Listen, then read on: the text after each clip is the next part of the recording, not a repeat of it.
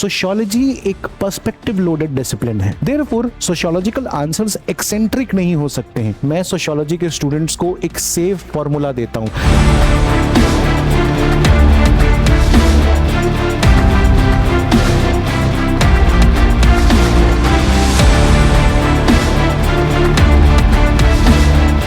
And this SAFE formula will also be taught in our SAFE program. Sociological concept. Every question will have its own core necessity. Second is authority establish करना। कोई भी argument अगर आप generate कर रहे हैं तो इसका कोई रेलेवेंट थ्योरेटिकल लिंकेज है तो आप अपने आंसर में अथॉरिटी एस्टैब्लिश करिए। तीसरा क्या है? Value addition. वैल्यू एडिशन हम कैसे कर सकते हैं? बेस्ट है कंटेम्प्रेरी लिंकेज। लास्ट क्या है? इवैल्यूएशन। इवैल्यूएशन का मतलब क्या हुआ है कि कोई भी क्वेश्चन अगर पूछा है तो आप उसका एक्सेंट्रिक आंसर नहीं लिखिए। Good answers are those which will be explaining social phenomena in sociology. But great answers are those which will explain these social phenomena through sociological thinkers, through evidences, through concepts, and through contemporary examples. Today, let us learn about sociology answer writing. So when we talk about sociology answer writing, what is different about answer writing in sociology? That is an important question. Many students have a habit that they write answers like GS in sociology also, but ऐसा नहीं है। Sociology के answer writing का approach अलग है।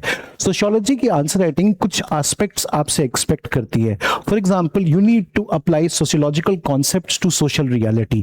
For example, अगर आपके पास कोई question आता है जो कि अनोमी के ऊपर है, वहां पे तो आपको पता है कि आप अनोमी को एक्सप्लेन करोगे, बट देन अगर आपके पास अगर क्वेश्चन आता है सोशल मूवमेंट कंटेम्प्रेरी टाइम्स में, फॉर एग्जांपल अभी हम लोग सीजेपी का प्रोटेस्ट देख रहे हैं, है ना, तो protest movements by the youths in India, मान लीजिए इस पे कोई क्वेश्चन आता है, एक कंटेम्प्रेरी टॉपिक है, अब आप इस पे जीएस टाइप का आंसर मत लिखिए। What you do is you apply sociological concept to social reality. तो आप यहाँ पे अनोमी के कॉन्सेप्ट्स को भी अप्लाई कर सकते हैं, but sociological answer also requires demonstration of conceptual clarity. तो फिर आपका वो क्लियर होना चाहिए। यहाँ पे डर्कहाइम की अनोमी नहीं जाएगी, यहाँ पे मर्टन के अनोमी का कॉन्सेप्ट जाएगा। क्यों? क्योंकि स्ट्रक्चरल स्ट्रिंग के कारण आपको ये मूवमेंट होते हुए दिखता है। Therefore, understanding of the concept is extremely important. If you've got good understanding of the concept, तो आप अपने concepts को explain कर पाओगे सही context में और उसका correct application कर पाओगे। For example, मैं अपने मेंस के बच्चे का एक आंसर देख रहा था, वहां पे उन्होंने pink colorization के बदले में pinkification of jobs term use किया था। Pinkification completely different concept है pink colorization से related।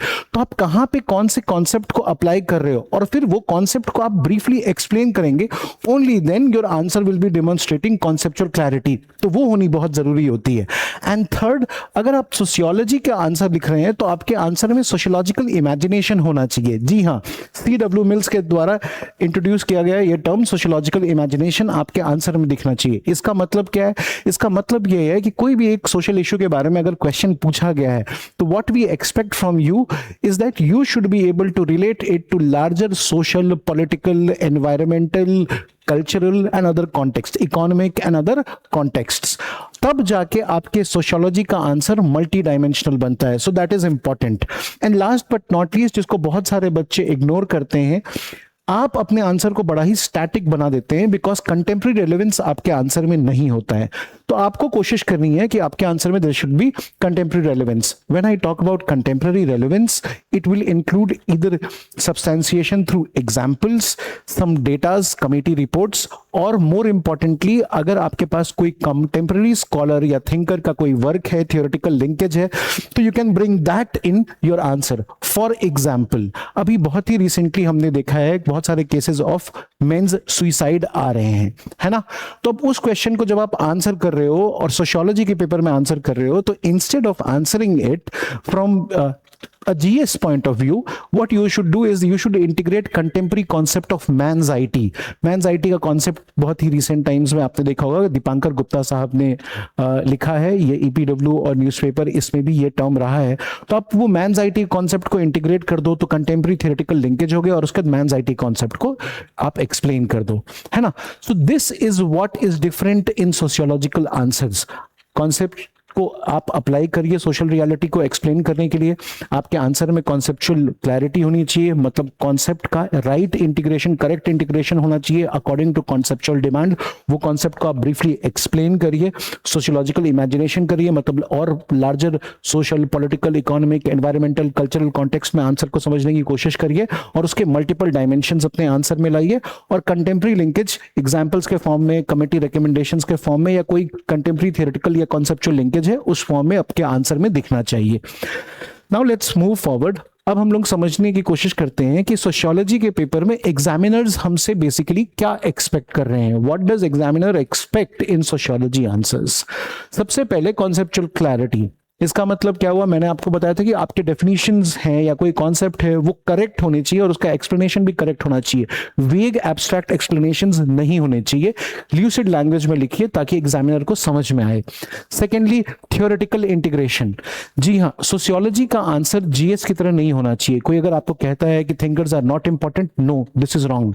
ये सोशियोलॉजी का पेपर है। स्पेशली पेपर 2 में मैंने देखा है बहुत सारे बच्चे होते हैं कि जीएस की तरह आंसर लिखते हैं, but what is required and expected कि आप उसके पीछे कोई लार्जर थ्योरी है उस फेनोमेना को एक्सप्लेन करने का, तो आप उसको इंक्लूड करिए, इंटीग्रेट करिए अपने आंसर में। किसी थिंकर का वर्क आपको पता है तो आप उसको भी इंटीग्रेट करिए, या किसी थिंकर का कोर आर्गुमेंट पता है तो आप उसको भी इंटीग्रेट करिए। तो basically relevant sociologist and concepts और theoretical linkage must be maintained in the answer.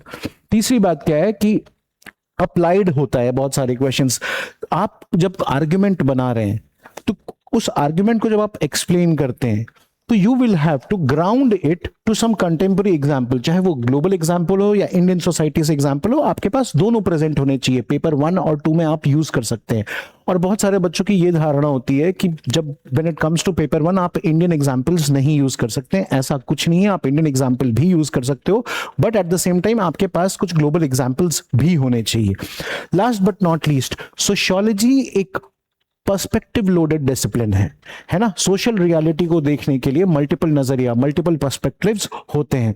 Therefore sociological answers eccentric नहीं हो सकते हैं, यूनिडायमेंशनल नहीं हो सकते हैं, है ना। तो आप कोशिश करिए क्रिटिकल इवैल्यूएशंस अपने आंसर्स में इंक्लूड करने का। क्रिटिकल इवैल्यूएशन का मतलब बस क्रिटिसिज्म लिखना नहीं है, मतलब मल्टीपल डायमेंशन से किसी चीज को एक्सप्लेन करना, और मोर इंपॉर्टेंटली कोई हिडन स्ट्रक्चर, अंडरलाइंग रियलिटी या कोई nuanced aspect of your topic, उसको हाईलाइट करिए अपने आंसर में और लेके आइए। You will be rewarded more in that case. तो आपके आर्गुमेंट एक्सेंट्रिक एंड यूनिडायमेंशनल नहीं होने चाहिए, आपके आर्गुमेंट काफी बैलेंस्ड होने चाहिए। Ensure that. ठीक है, अब आगे चलते हैं। Let us try to understand a good structure for sociology answers. Sociology में आंसर राइटिंग जब हम करते हैं तो उसके लिए एक बहुत अच्छा स्ट्रक्चर कैसा हो सकता है। तो सबसे पहले आपको समझना है इंट्रोडक्शन हम कैसे बनाएं। देखिए, इंट्रोडक्शन का सबसे बढ़िया तरीका होता है कि whatever the subject that has been asked, define it, है ना। तो आप डिफाइन जब करोगे तो कैसे करोगे? डेफिनेशन 3 टाइप के होते हैं। एक होता है डिस्क्रिप्टिव। फॉर एग्जांपल, कोई क्वेश्चन आया है फैमिली के ऊपर, तो आप फैमिली के फीचर्स को आइडेंटिफाई करिए और उसके थ्रू फैमिली कैसा सोशल यूनिट है उसको आप डिस्क्राइब कर दीजिए। तो या तो आप डिस्क्रिप्टिव डेफिनेशन लिख सकते हैं या तो आप फंक्शनल डेफिनेशन लिख सकते हैं। फंक्शनल डेफिनेशन क्या होता है कि कोई भी सोशल एलिमेंट अगर एग्जिस्ट करता है तो उसकी कुछ यूजेबिलिटी होगी, उसका कुछ पर्पस होगा, है ना, उसका कोई रोल होगा सोसाइटी में या सोशल स्टेबिलिटी को मेंटेन करने के लिए। तो आप या तो फंक्शनल डेफिनेशन को यूज कर दीजिए, या फिर लोग एक तरीका यूज करते हैं थिंकर्स के डेफिनेशन को यूज करना। देखिए, लार्जली थिंकर्स के डेफिनेशन जो है वो आप थिंकर्स ओरिएंटेड क्वेश्चन में अगर यूज करें तो बेहतर है। For example, if a question is being asked on social fact, then you can write, according to Emile Durkheim, social fact is the way of thinking, feeling and acting which is external of individual and yet coerces individual and influences their behavior and action in society। समझ में आ रहा है? लेकिन अगर for that example आपके पास accurate thinker का definition नहीं पता है तो डोंट बी ओवरवेल्म्ड। आपके पास किसी भी कॉन्सेप्ट या किसी भी आस्क्ड क्वेश्चन के बारे में उसकी अंडरस्टैंडिंग है, उसके फीचर्स को समझते हो, उसके फंक्शंस को समझते हो, तो आप उनके थ्रू भी अपने इंट्रोडक्शन को में डेफिनेशन को डेवलप कर सकते हो। क्लियर? इसके अलावा एक बेस्ट ऑप्शन मैं जो मानता हूं वो है कॉन्टेक्चुअल डेफिनेशन। ठीक है, for example let me just look at a question. अब जैसे कि एक क्वेश्चन आ रहा है, हम लोग ऐसे देखते हैं कि what aspects of enlightenment do you think paved way for emergence of sociology question mark elaborate। तो डायरेक्टिव यहां पे elaborate है, एक स्टेटमेंट दिया हुआ है उसको elaborate करना है आपको।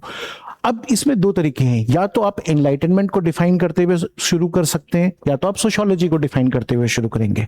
अब जब एनलाइटनमेंट को आप डिफाइन करेंगे तो आप कैसे डिफाइन करेंगे, तो आप बोल सकते हैं कि enlightenment was an intellectual movement in European society that led to Europe transition into modern society. या तो आप ऐसा सिंपल डेफिनेशन लिख सकते हैं, या तो लिख सकते हैं enlightenment was intellectual movement that led to secularization of institutions and infusement of values such as individualism, skepticism and reasoning, making emergence of an empirical and rational science like sociology possible। अब ये जो second definition है ये क्या है, ये contextual है, क्योंकि इस क्वेश्चन का जो कॉन्टेक्चुअल डिमांड है उसको फुलफिल करते हुए ये इंट्रोडक्शन लिखा गया है। So this is going to be more impactful. ठीक है, तो बेस्ट ऑप्शन होता है कॉन्सेप्चुअल डेफिनेशन लिखना, है ना। किसी भी कॉन्टेक्स्ट के अकॉर्डिंगली आप अपने डेफिनेशन को शेप करिए इंट्रोडक्शन में। Now coming to the body of the answer. When we talk about body of the answer, मैंने देखा है कई दफा बहुत सारे बच्चे होते हैं वो रैंडमली पैराग्राफ्स को लिखते हैं, रैंडमली क्वेश्चंस को लिखते हैं, but that is not the right way. आपके आंसर्स में आपको कुछ चीजें क्लियर होनी चाहिए, and this is also important for time management and adjusting to the space constraint. Why am I saying space constraint? You always need to remember that UPSC sociology optional में 20 marker question के लिए सिर्फ 3 pages हैं। अगर आपके पास बहुत अच्छा content है and if you don't know how to prioritise your points, you may suffer in your examination. कई दफा किसी टॉपिक के बारे में बच्चों को 5 पॉइंट्स पता होता है, रैंडमली लिख देते हैं, जिसमें पहला 2 आर्ग्यूमेंट्स उनका या पहला 2 पैराग्राफ जो उनका है वो किसी पेरिफेरल पॉइंट के बारे में है और बाद में कहीं पे मेन पॉइंट लैंड होता है। देयरफॉर जब आप लर्निंग अपनी करते हैं सोशियोलॉजी की और आंसर राइटिंग में उस नॉलेज को अप्लाई करते हैं तो आपको प्रायोरिटाइजेशन ऑफ पॉइंट समझना बहुत जरूरी है। ये आपके कॉन्टेक्चुअल आंसरिंग के लिए भी बहुत इंपॉर्टेंट हो जाता है, और else it appears that you are beating around the bush in your answers. तो आपको रैंडमली पैराग्राफ्स नहीं लिखने हैं, क्वेश्चन के कॉन्टेक्चुअल डिमांड को आप डिसिफर करिए और उसके हिसाब से अपने पॉइंट्स या आर्ग्यूमेंट्स को प्रायोरिटाइज करिए। जैसे कि रिसेंटली मैंने अपने टेस्ट में nationalism as a product of political expression पूछा था। अब सबको पता है कि ये एआर देसाई साहब का स्टेटमेंट है जब वो समझाते हैं social background of Indian nationalism, लेकिन अब जब नेशनलिज्म एज पॉलिटिकल एक्सप्रेशन है तो अब इसमें आप social background of Indian nationalism के तो बहुत सारे फैक्टर्स वो बताते हैं, लेकिन आपको कौन से एस्पेक्ट्स को आंसर में ज्यादा इंपॉर्टेंटली दिखाना है, colonial capitalism, rise of new classes और स्टेट एंड आइडियोलॉजी। ठीक है, क्योंकि अगर ये 10 मार्कर क्वेश्चन है और कमेंट करने के लिए बोला गया है तो आपको इसके काउंटर डायमेंशंस को भी तो आंसर में लाना होगा ना, आप समझ रहे हैं। Therefore random arrangement of paragraphs नहीं होना चाहिए। आपको क्या करना चाहिए, इंस्टेड अपने कंटेंट को लॉजिकल हेडिंग्स में डिवाइड करना चाहिए, and this gives you N assurance कि आपका जो कंटेंट है वो बिल्कुल ही कॉन्टेक्चुअल है और बहुत ही फ्लूइड फ्लो हो रहा है आपके कंटेंट के प्रेजेंटेशन का। तो इसका बेस्ट तरीका क्या होता है, जो भी आस्क डिमांड है वो की प्रोपोजिशंस हो गए हैं, उनके जो मेन पॉइंट्स है, मेन आर्ग्यूमेंट्स है, उसको आप पहले लिखिए और उनको थोड़ा इलैबोरेट करिए। ठीक है, उसको कॉन्टेक्स्ट से रिलेट करिए एक्सप्लेनेशन में। दूसरा क्या है, आप अपने आंसर में अगर कंटेम्प्रेरी लिंकेज को इंटीग्रेट कर सकते हैं तो आप उसको भी रखिए, ये लेयरिंग भी आपके आंसर में होनी चाहिए। देन मैंने आपको थोड़ी देर पहले भी बताया था कि सोशियोलॉजी में आंसर राइटिंग जो होती है वो एक्सेंट्रिक या यूनिडायमेंशनल नहीं होनी चाहिए। Therefore try to present alternative views, मतलब किसी एक फेनोमेना को मल्टीपल पर्सपेक्टिव से देखिए, जिसको आप क्रिटिसिज्म समझते हो, लेकिन वो सिर्फ क्रिटिसिज्म नहीं है, अलग अलग डायमेंशन से उस सोशल रियलिटी का नजरिया है, एक्सप्लेनेशन है, तो आपको वो अल्टरनेटिव व्यू आना चाहिए। अच्छा, जैसे कि आप क्रिटिसाइज कर रहे हो तो एक ही पर्सपेक्टिव से, मान लीजिए मार्क्सिस्ट पर्सपेक्टिव से ही 2-3 थिंकर के व्यू मत लिखिए। बेहतर क्या है कि 2-3 अलग पर्सपेक्टिव से लिखिए। कि आपने एक मार्क्सिस्ट पर्सपेक्टिव से लिख दिया है क्रिटिसिज्म, तो आप कोशिश करिए कि एक नियो मार्क्सिस्ट से लिख दें और एक फेमिनिस्ट पर्सपेक्टिव से लिख दें, तब जाके ऑल्टरनेट व्यूज आपके आंसर में ठीक से इंटीग्रेट होते हैं। एंड देन लास्ट पोर्शन जो आपके आंसर का होता है वो कंक्लूजन होता है, तो आपको कंक्लूजन की ओर जाना होगा। अब कंक्लूजन की जब हम बात करते हैं तो कंक्लूजन भी कई प्रकार के होते हैं, लेकिन अभी आपको मेंस आंसर राइटिंग सीखने के लिए लार्जली 3 से 4 टाइप के कंक्लूजन्स हैं, उन पे फोकस करना चाहिए और उनको सीखने की कोशिश करनी चाहिए। सबसे पहला टाइप का जो कंक्लूजन होता है इसको मैं बुलाता हूं ritualistic conclusion. Why do I call it ritualistic conclusion because you do it just to ensure that you don't lose marks on the structure of the answer. तो आप ritualistic conclusion कब use करते हो? You should use ritualistic conclusion in such cases जहां पे आपके पास timing की काफी कमी होती है, या फिर आपने बॉडी ऑफ द आंसर में बहुत अच्छे से कंटेंट को भरा है और अब आप स्पेस कॉन्स्टेंट से सफर कर रहे हैं, कंक्लूजन आप बहुत ही डायनामिक या वाइब्रेंट नहीं लिख सकते. इन दैट केस आप hence, in essence, to conclude, concludingly, thus, therefore, ऐसे कंक्लूडिंग रिमार्क वाले टर्म्स को यूज करके या तो आप टॉपिक सेंटेंस को कंफर्म कर सकते हो, या तो जो भी आपने अपने कंटेंट को प्रेजेंट किया, अपने आर्गुमेंट जो प्रेजेंट किए हैं बॉडी ऑफ द आंसर में, उसके एसेंस को आप लिख दें कंक्लूजन में, है ना. इन कंक्लूडिंग टर्म्स, रिमार्क्स वाले टर्म्स को के साथ आप इनको इंटीग्रेट करके summarise the essence of the body of your answer and integrate it with that concluding remark term and conclude your answer. Conclusion is important. अगर आप कंक्लूजन नहीं लिखोगे तो you will lose marks on structure. तो आपका 10 mark का question हो या 20 मार्क का क्वेश्चन हो, आप एक लाइन का ही कंक्लूजन लिखते हैं, लेकिन जरूर लिखने की कोशिश करिए.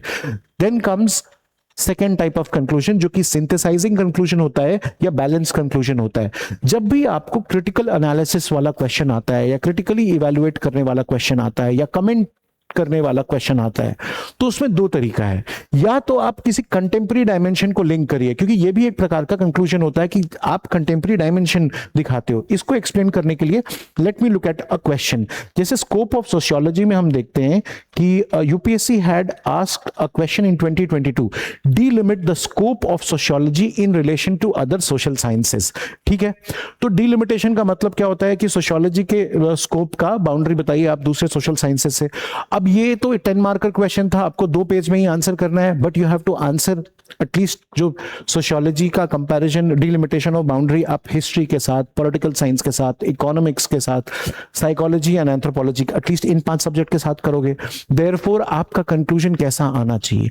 कंक्लूजन यहां पे आप कंटेम्प्रेरी लिंकेज यूज कर सकते हैं. आप अपने कंक्लूजन में बता सकते हो कि however in contemporary times sociology is becoming more interdisciplinary with other social sciences and each of the social sciences are becoming coordinating sciences, thereby enriching each other and enhancing the capability of these social sciences to explain social phenomena in totality.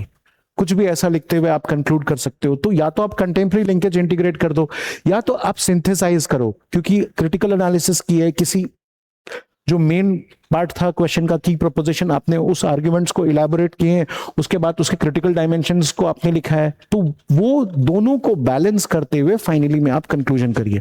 तीसरे type का जो conclusion होता है, मैंने मतलब चौथा type का जो contemporary linkage, that I have already covered with in this example जब मैं आपको दे रहा था. एक और जो टाइप का कंक्लूजन होता है, that is forward looking conclusion. Forward looking conclusion क्या होता है? जब भी आपको किसी problem of rural labour, problem of women in Indian society, problem of child labour, किसी भी इश्यू से रिलेटेड क्वेश्चन पूछते हैं, है ना, problem of workers in gig economy, तो वहां पे आप फॉरवर्ड लुकिंग कंक्लूजन दे सकते हो. मतलब आप सॉल्यूशंस कुछ सजेस्ट कर सकते हो, वे फॉरवर्ड, आप फ्यूचर डायरेक्शन दे सकते हो अपने आंसर में कि कैसे हम सोसाइटी के स्ट्रक्चरल इनइक्वालिटीज को ओवरकम करें या सिस्टमिक कंडीशंस को ओवरकम करें, जिसके कारण ये जो प्रॉब्लम्स हैं, ये जो इश्यूज सोसाइटी में हो रहे हैं, that could be resolved and true emancipation of marginalized group could be done. तो या तो issue centric question हो, there you can use forward looking conclusion. नहीं तो किसी भी subaltern या marginalized या deprived group से related कोई question हो, या तो stratification के chapter में poverty, deprivation, discrimination, exclusion, inequality, इन सब चीजों से रिलेटेड अगर कोई क्वेश्चन हो, तो वहां पे भी आप फॉरवर्ड लुकिंग कंक्लूजन लिख सकते हैं. लेकिन ऑलवेज रिमेंबर, हर जगह फॉरवर्ड लुकिंग कंक्लूजन नहीं लिखना है. For example, if there is a question that comes on distinguish, where you have to distinguish between से सेक्ट एंड कल्ट, है ना, तो वहां पे आप ये काम मत करिएगा कि वहां भी आप फॉरवर्ड लुकिंग कंक्लूजन के आप फ्यूचर डायरेक्शन दे रहे हो कि सेक्ट कैसा होना चाहिए और कल्ट कैसा होना चाहिए. नहीं, वो काम नहीं कर रहा है वहां पे.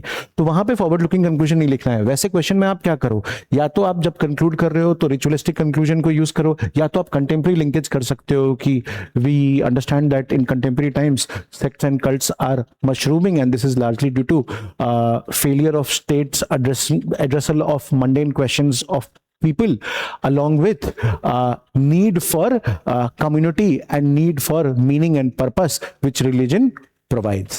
कुछ भी वैसा, तो आपने कंटेम्प्रेरी लिंकेज कर दिया, या स्टेट का जो फेलियर है उसके कारण आज कंटेम्प्रेरी टाइम्स में मशरूम हो रही है सेक्ट एंड कल्ट, वो आपने बता दिया।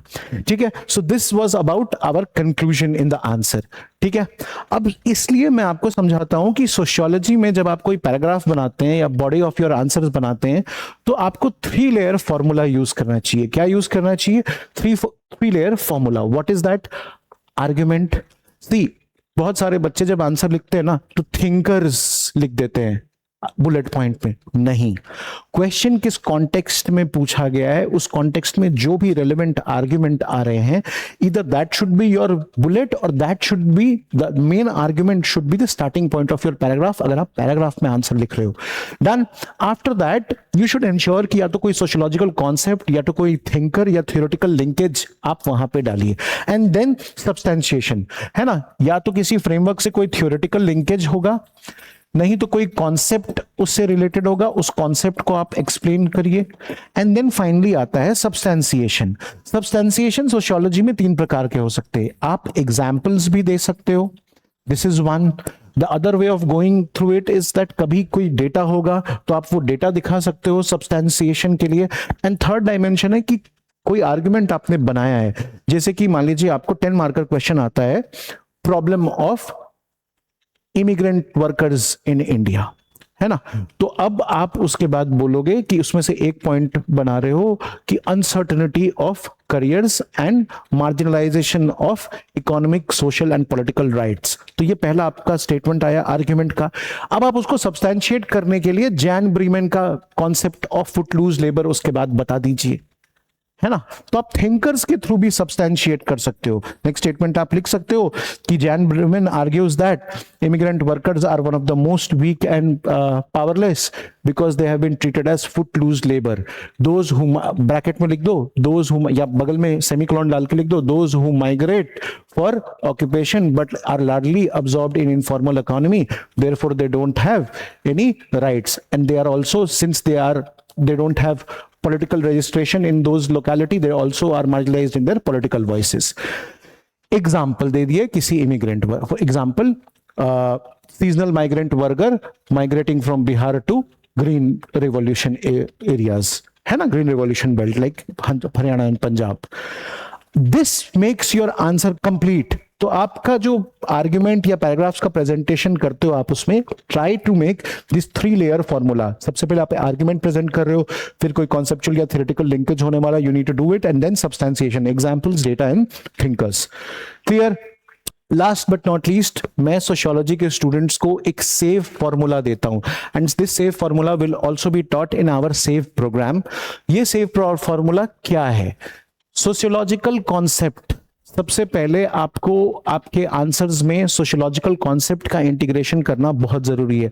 अगर आप सोशियोलॉजिकल कॉन्सेप्ट का इंटीग्रेशन नहीं कर रहे हैं, इसका मतलब your answer is not going in right direction. Every question will have its own core necessity, तो उस कोर आइडिया को आइडेंटिफाई करिए, उसको ब्रीफली डिफाइन करिए। अगर उसको इलैबोरेट करना है depending on the directives and the demand, contextual demand of the question, तो you need to do that as well. Second is authority establish करना। अथॉरिटी कैसे एस्टैब्लिश होती है? कोई भी आर्ग्यूमेंट अगर आप जनरेट कर रहे हैं तो इसका कोई रेलेवेंट थ्योरेटिकल लिंकेज है, या कोई सोशियोलॉजिस्ट के आर्ग्यूमेंट से आप इसको रिलेट कर रहे हैं, है ना, किसी थिंकर के आर्ग्यूमेंट से ये किसी थिंकर के वर्क से ये आर्ग्यूमेंट अगर बैक हो रहा है ना, या तो कमिटीज, मतलब sociological theory, thinkers and committee, ये अथॉरिटी एस्टैब्लिश करता है आपके आर्ग्यूमेंट का। तो आप अपने आंसर में अथॉरिटी एस्टैब्लिश करिए। तीसरा क्या है? Value addition. वैल्यू एडिशन हम कैसे कर सकते हैं? बेस्ट है कंटेम्प्रेरी लिंकेज। आप कोई कंटेम्प्रेरी लिंकेज कर सकें इन टर्म्स ऑफ एग्जाम्पल, तो उससे अच्छा कुछ नहीं है।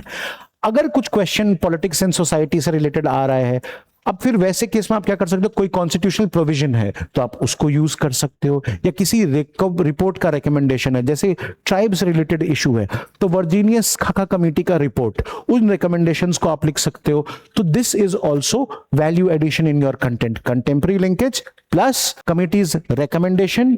और व्हाट एल्स, मैंने अभी आपको बताया, इसके अलावा आप क्या कर सकते हो कि आपके आंसर में कोई रिपोर्ट्स हो, कोई कॉन्स्टिट्यूशनल प्रोविजंस हो तो आप उनको लिख सकते हो। Last is evaluation. लास्ट क्या है? इवैल्यूएशन। इवैल्यूएशन का मतलब क्या हुआ है कि कोई भी क्वेश्चन अगर पूछा है तो आप उसका एक्सेंट्रिक आंसर नहीं लिखिए। अगर किसी भी नोशन का लिमिटेशन या क्रिटिसिज्म है तो उसको भी हाईलाइट करिए और उसके बाद फाइनली इवैल्यूएट करिए। Evaluation in terms of limitation भी हो सकता है, evaluation in terms of functional application भी हो सकता है, ताकि आपकी सोशियोलॉजिकल जजमेंट आपके आंसर में क्लियर हो। ठीक है, so this is what we need to do. Remember, the final take away of this video for you should be that good answers are those which will be explaining social phenomena in sociology, but great answers are those which will explain these social phenomena through sociological thinkers, through evidences, through concepts and through contemporary example। तो आपको great answers लिखने हैं, good answers नहीं। ठीक है, हम दो questions को देखते हैं और उसके थ्रू भी एक बार समझने की कोशिश करते हैं कि कैसे सोशियोलॉजी, जो मैं आपको चीजें बता रहा हूं उसको कैसे अप्रोच करना है, और सेव प्रोग्राम जो हमारा आ रहा है उसमें हम क्या चीजें सीखेंगे।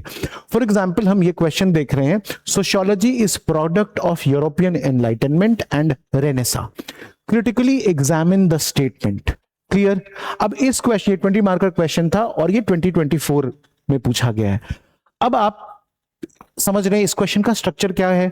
हमको सबसे पहले एनलाइटनमेंट को डिफाइन कर सकते हैं, रेनेसा को डिफाइन कर सकते हैं, लेकिन हमें समझना है कि पहले रेनेसा आना चाहिए या एनलाइटनमेंट। क्वेश्चन में एनलाइटनमेंट दिया है लेकिन क्रोनोलॉजिकल ऑर्डर में हिस्टोरिकल इवेंट को समझे तो रेनेसा इज प्री।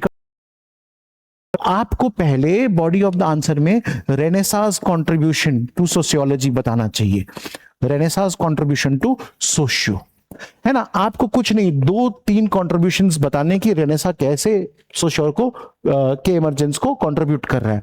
उसके बाद आपको एक ट्रांजिटरी स्टेटमेंट लिखना चाहिए, क्या कि ideas of Renaissance, the abstract ideas of Renaissance were formally institutionalised during the period of enlightenment.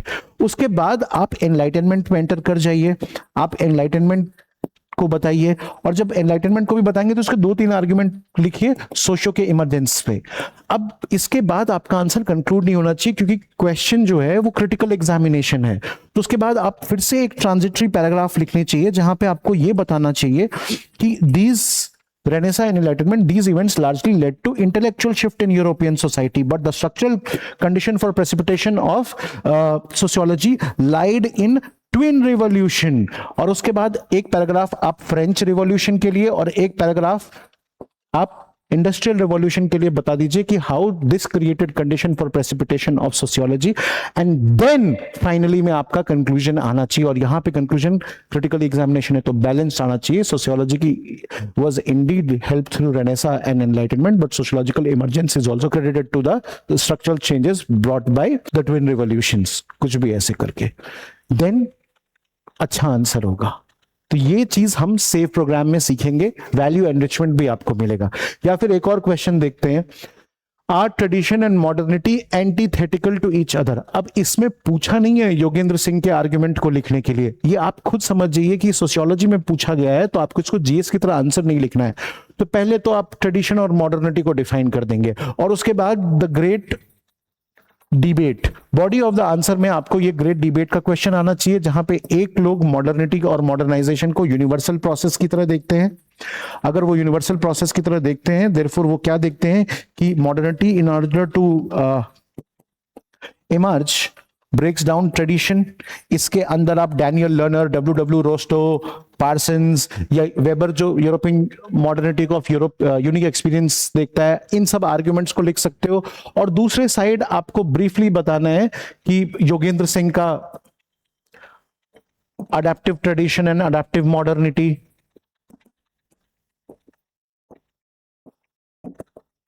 या आइंस्टाइन का मल्टीपल मॉडर्निटी,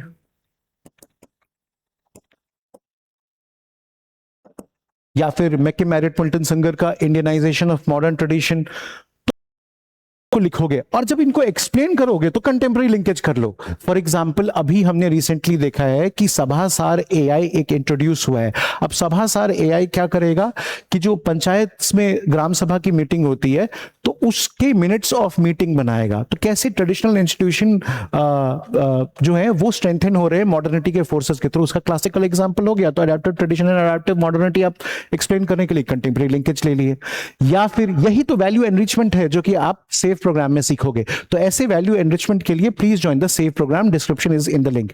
या फिर एक और एग्जांपल ले लीजिए कि जैसे आज हम देख रहे हैं कि मैट्रिमोनियल वेबसाइट्स जो कि मॉडर्न टेक्नोलॉजी अब वो एआई से फिल्टरिंग करवा रही हैं और आपको आपके सोशियो इकोनॉमिक कास्ट कैटेगरी के हिसाब से ही पार्टनर्स सेलेक्ट करके दे रही हैं, प्रोफाइल पार्टनर्स का सेलेक्ट करके दे रहे हैं। तो यहां पे क्या हो रहा है कि कास्ट एंडोगैमी एक एंड्यूरिंग ट्रेडिशनल फीचर है इंडियन सोसाइटी का।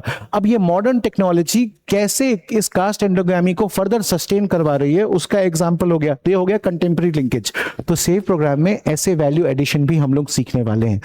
तो for complete command over answer writing, content enrichment and value enrichment, please join SAVE 2027. That's all from my end. Thank you and have a nice day. Keep studying, keep working hard, and keep writing and keep revising. Thank you. God bless you all. Bye-bye.